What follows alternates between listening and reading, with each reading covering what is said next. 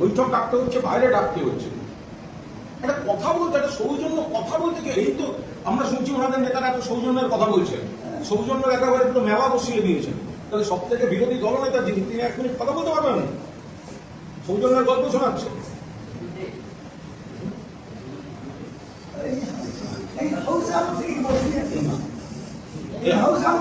ওটা হাউসের senior most MLA.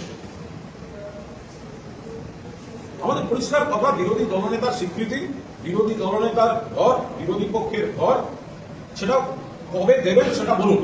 উনি শুনছি আবার বাইরে চলে যাচ্ছেন, উনি বাইরে চলে যাচ্ছেন, আবার ফিরবেন কবে কোনো ইয়ে নেই। সচিবকে সামনে খারাপ করে দিচ্ছেন, সচিবকে পাওয়া যাচ্ছে না, তার পরিষদীয় দলের বৈঠক বাইরে ডাকতে হচ্ছে।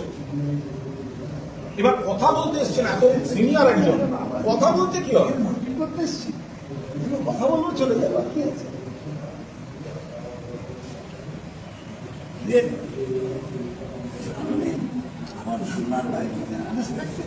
চরম অসৌজন্য, যে সৌজন্য প্রধান সরকার পক্ষ বলছেন তার সঙ্গে এই আচরণের কোনো সম্পর্ক নেই। এক তো বিরোধীদের ভোট দেওয়া হচ্ছে না, বিরোধী দলনেতাকে স্বীকৃতি দেওয়া হচ্ছে না, 2 নম্বর হচ্ছে পরিষ্কার কথা, কথা বলতে এসছে, তাহলে কথা বলবে না কেন মানুষ? শোনা মুশকিল। আরে দেখো, একটা কথা বলি, ব্যক্তিগতভাবে কারণ কিছু বলার নেই, কিন্তু আগের মুখ্যমন্ত্রী তৈরি করা সৌজন্য যে বাড়িটা, সেই বাড়িটা বর্তমান মুখ্যমন্ত্রী তাই তো জায়গা পেয়ে গেছে। আমার জায়গাটা ভাঙা হোক, চোরা হোক, আমার তো কোনো আপত্তি নেই। ভাঙা ঘরে ঢুকতে আমার কোনো আপত্তি নেই, যে কোনো ঘরেই ঢুকতে পারি।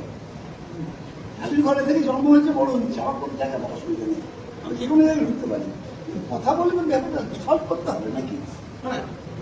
যা চেয়েছেন সব দিয়েছে।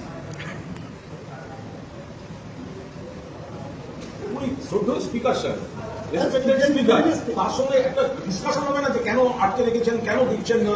সেখানে যদি বিরোধী দলনেতা কথা বলতে চান, কথা বলবেন না। আর ওদিকে সৌজন্যের পুরো মেলা বসিয়ে ওরা বিবৃতি বন্যা দেওয়া হচ্ছেন, এত সৌজন্য, কথা বলবেন না। कुणाल दा, हम देख रहे हैं कि आप स्पीकर के चेंबर के सामने हैं।